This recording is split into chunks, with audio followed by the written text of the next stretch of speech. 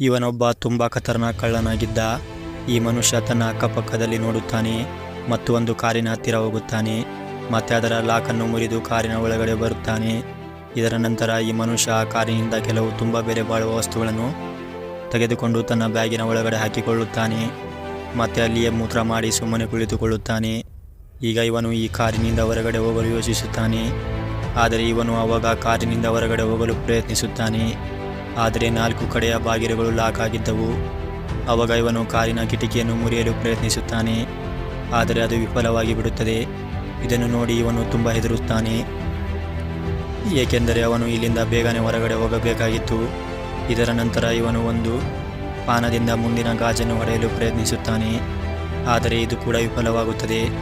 ಈಗ ಈ ಮನುಷ್ಯ ತುಂಬ ಹೆದರಿಬಿಡುತ್ತಾನೆ. ಮತ್ತೆ ಇವನು ಕಾರಿನ ಕಿಟಕಿಯನ್ನು ಮುರಿಯಲು ಪ್ರಾರಂಭಿಸುತ್ತಾನೆ. ಯಾವಾಗ ಇವನು ಆ ಕಾರಿನ ಒಳಗಡೆ ಕೈ ಹಾಕುತ್ತಾನೋ